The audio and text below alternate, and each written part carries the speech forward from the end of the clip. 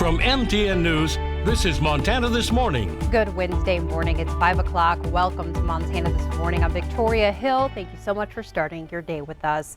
We start this Wednesday with what could be the beginning of the end of the pandemic here in Montana. Several Billings healthcare workers on the front line are now vaccinated against COVID-19. At Billings Clinic, 4 staff members were given the shot and a 5th went to a Billings Fire Department paramedic. The hospital has over 970 doses right now, and tomorrow they'll begin vaccinating a larger group of medical employees on a volunteer basis. The only nurse to get a shot yesterday said she hopes this can be a morale boost for everyone who's taken part in this year's fight. As healthcare providers, we're all just kind of at that point where we're exhausted and physically, emotionally, and I think everybody's kind of ready to move on.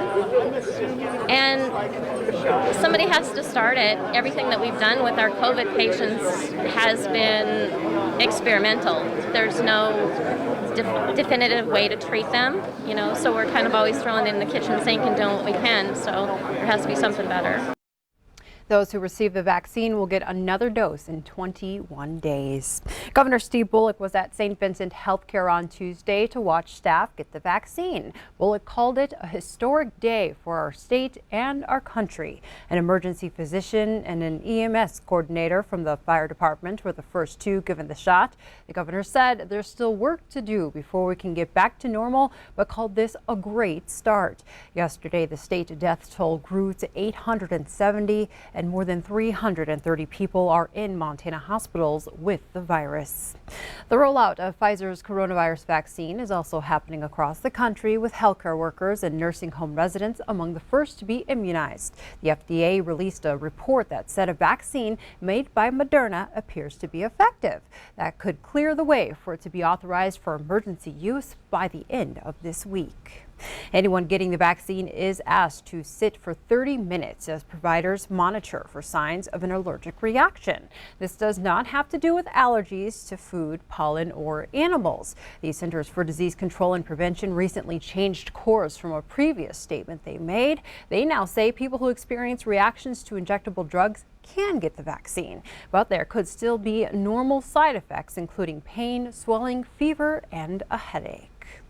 Not enough people who are testing positive for COVID-19 are getting the antibody treatments. Health and Human Services Secretary Alex Azar says the U.S. has a surplus of Regeneron and Eli Lilly treatments. The treatment involves an infusion, which people might resist if they feel healthy. But Azar says patients are waiting until they're at the hospital to be treated, and by then it could be too late. He urges doctors to prescribe these products earlier for anyone over the age of 65 or at risk of serious complications.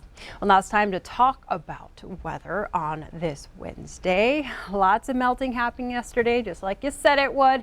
But I forgot the one thing I fear the most, the ice. Yeah. Walking across parking lots just terrifies me. Yeah, and it's one of those things right now. We get to the morning hours, everything kind of refreezes for what moisture there is left as we look with the First Interstate iCam. I'm glad you brought that up, Victoria, because we still do have some snow around. At 34 degrees, it continued to melt somewhat even during the overnight hours with the southwest wind at 15 miles per hour. Regionally, we've got temperatures into the 20s and 30s. Some of the cooler readings around Glasgow, Williston, Jordan right now at 27. But for the most part, those are really mild readings. Worland, by far the coldest reading right now at 17. 38, the current reading for you in Livingston and also in Helena, but there's that wind around Livingston gusting to around 45. We've seen some gusts to around 60 miles an hour overnight around Livingston out towards Big Timber, but even some of the winds are starting to fade now. The blue arrows indicate whether we've got some of those winds moving across and a few isolated showers. Temperatures also going to be offset by some of that wind today around Livingston, Big Timber. There's high wind warnings and a wind advisory into effect there along I-90.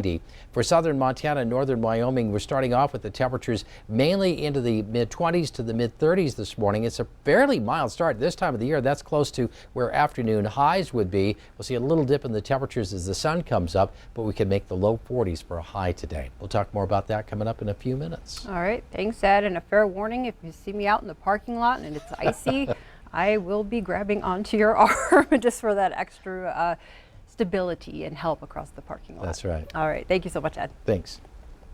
In court news, the Gallatin County Attorney and Health Department are suing a Bozeman bar, hoping the court will force them to follow local orders and close at 10 p.m. Witnesses for the Rocking R Bar say the business is defying the order as a way to keep staff paid.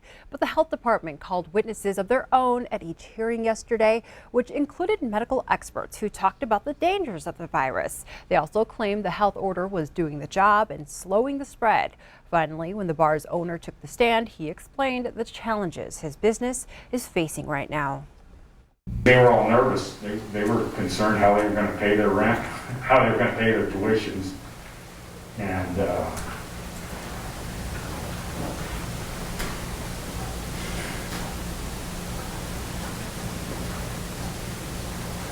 I'm proud to say we made a commitment to pay them.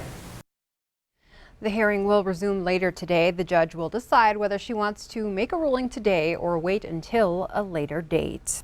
A Laurel man admits he tried to fraud the government out of $35,000 in CARES Act funding. He now faces up to 20 years in prison and thousands in fines. 37-year-old Matthew Welch pleaded guilty to wire fraud charges yesterday. Welch filed an application seeking money for payroll and other costs for his contracting business. However, on the document, he wrote he had no pending criminal charges, which was a lie. Welch had court dates in both Montana and Wyoming for several crimes. Prosecutors believe he was planning to use the PPP money to pay off restitution in one of his cases. The 17-year-old Billings boy accused of shooting and killing 17-year-old Daisy Moore pleads not guilty. Xavier Charles appeared before a Yellowstone County District Court judge yesterday on a felony deliberate homicide charge. The shooting happened 10 days ago at a home on the 800 block of Wyoming Avenue. Witnesses say Charles shot Moore after she jokingly told him he wouldn't do it. Charles is being held at Youth Services on a $500,000 bond and will be tried as an adult. Now we go to Missoula, where the man charged with deliberate homicide for shooting another man outside an apartment complex says he is not guilty. Documents state Christopher Newrider shot Sundance Hernandez in the head on December 8th. The father of Newrider's fiance, along with Hernandez and another woman, were delivering TVs to Newrider. When the three of them showed up, Newrider was standing in the parking lot. Hernandez got out of the vehicle and he and Newrider began talking. That's when witnesses say they heard a pop, saw Hernandez go down, and Newrider running away. The father of Newrider's fiance said he knew Hernandez and Newrider from their time in prison together, but he didn't believe the men had any unsettled debts. Newrider is being held on a $1 million bond. We're learning more about what led to a fatal crash in Bighorn County Monday afternoon. The accident happened on Highway 212 about 10 miles west of Lame Deer. Montana Highway Patrol troopers say a 26-year-old man and a 24-year-old woman from Lame Deer were in a minivan heading east on the highway. They lost control, ended up in the other lane, and collided with a GMC pickup hauling a trailer. Both people in the minivan were pronounced dead at the scene. A 47-year-old hardened man was driving the pickup. He and a 20-year-old male passenger were taken to the hospital with non-life-threatening injuries. The names of the victims have not been released. Also making headlines this morning, Montana will receive more than $120 million of federal aid to expand high-speed internet in rural areas. But as MTN's Mike Dennison reports, a big chunk of the money is allocated for technology and product yet to be widely deployed or tested by consumers. And questions remain about whether these internet speeds will even be efficient. The money for expansion of high-speed internet in Montana, $126 million, was awarded to 6 telecom providers in a bidding process by the Federal Communications Commission, or FCC. Jeff Weiss of the Montana Telecommunications Association says it's good news, but with some caveats. If you're one of those unserved customers and you have the prospect of somebody maybe coming and delivering broadband where you don't have it, I can't say anything wrong with that. Once you start peeling that onion back and looking at the details is where some of the concerns arise. Almost 60% of the money, $73 million, is going to SpaceX, the space exploration company founded by billionaire Elon Musk. SpaceX plans to deploy something called low Earth orbit satellites, or LEOs, to offer satellite internet at 30,000 locations in Montana, unserved now by broadband. Those locales are all across the state, but mostly in rural and suburban areas not far from major cities. And as Weiss points out, a lot of unanswered questions remain for customers. We don't We don't know if there's going to be data caps. We don't know what the cost of this product is because we don't have a commercial product out there. So there are a lot of questions about what the LEOs or LEOs can deliver. I reached out to SpaceX to find out more, but got no response. However, the FCC is imposing a quiet period during the bidding process, which prohibits companies from saying much publicly. Some of the other bid winners, such as CenturyLink, Frontier Communications, and Missoula's Blackfoot Communications, apparently will be deploying fiber optic cable to 14,000 locations in western Montana. But Feist says he's concerned if satellite internet becomes the low-cost standard for unserved rural areas, customers may get decent download speeds now at 100 megabits per second, but what about the future as home internet usage continues to accelerate? Will low Earth orbiting broadband be the standard broadband, and will fiber become impossible to fund or obsolete? In other words, will 100 by 20 become the new standard? Will we forego fiber deployment, which is essentially limitless? The next step is a vetting of the bidders by the FCC to see if they can deliver what they promise. Then, the rollout to the 46,000 locations, that will take at least 6 years to complete. Reporting from Helena, Mike Dennison, MTN News. And this is also the first round of bidding for federal help on broadband expansion in rural America. The second round will focus on underserved areas, and the first round is for areas currently with no broadband service at all.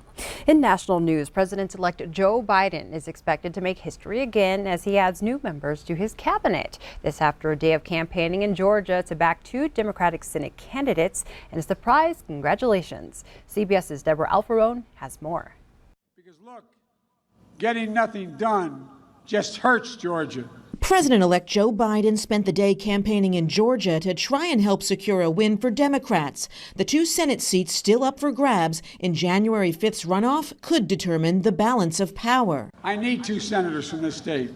Want to get something done. The trip comes as Senate Majority Leader Mitch McConnell recognized Biden's win for the first time and urged fellow Republicans to respect the vote. Many millions of us had hoped the presidential election would yield a different result.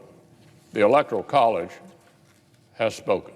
Senator McConnell quickly got back to the business at hand and insisted that lawmakers won't go home for the holidays until a coronavirus relief bill is passed. The deal would likely include more federal unemployment insurance, another round of loans and grants for small businesses, rental and food help for struggling families, and for testing, tracing, and vaccine distribution. If we don't spend it, I think we will go into a depression and end up with the economy collapsing. Meantime, some more potential history being made on President-elect Biden's cabinet. He plans to name former South Bend, Indiana Mayor Pete Buttigieg as his transportation secretary.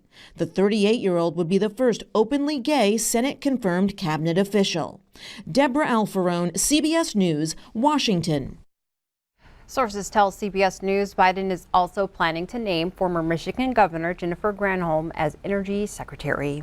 And before we take a break, the National Mall is home to many memorials that honor the sacrifice of those who have served their country. But as reporter Maya Rodriguez tells us, there's now a new memorial meant to highlight the contributions of one group of veterans often overlooked. Almost all tribes use sacred fires and water, and they use the earth and the air. To hear artist Harvey Pratt describe this place, that's what I'll use, those elements. Is to understand how much it means to him and others. And I thought about it, and I said, how do you connect 573 federally recognized tribes plus the state recognized tribes, without being specific to a certain tribe or a region? That's the task Pratt faced in designing the newest memorial in Washington, D.C., the National Native American Veterans Memorial. Nestled by the National Mall beside the Smithsonian's National Museum of the American Indian, it is a place meant for reflection and remembrance. Native people, tribal people, have always respected their veterans. Almost every tribe has a memorial to their veterans. But there's never been a national one in such a prominent place until now. The Smithsonian's Rebecca Troutman is the memorial's curator. We held 35 consultations across the country and met with about 1,200 people because we really wanted to get a sense of what they wanted to see in the memorial, what the experience of visiting it should be. Congress first authorized its construction in 1994, but money needed to be raised to make it happen. A construction funded by private donations. Native people have been serving in great numbers and with great dedication from the time of the Revolutionary War up to the present, and they continue to serve in large numbers. People like Harvey Pratt, who is a Cheyenne Arapaho, a Cheyenne peace chief, and a veteran who served in Vietnam. We're still here. Native people are still here. And when Native people come to the memorial and they do their ceremonies, that we're going to educate non-Native people, and they'll see us doing things, they'll ask questions about us, and they'll come to know us a little better. Getting to know a group of American veterans who now have a place where their sacrifice is recognized.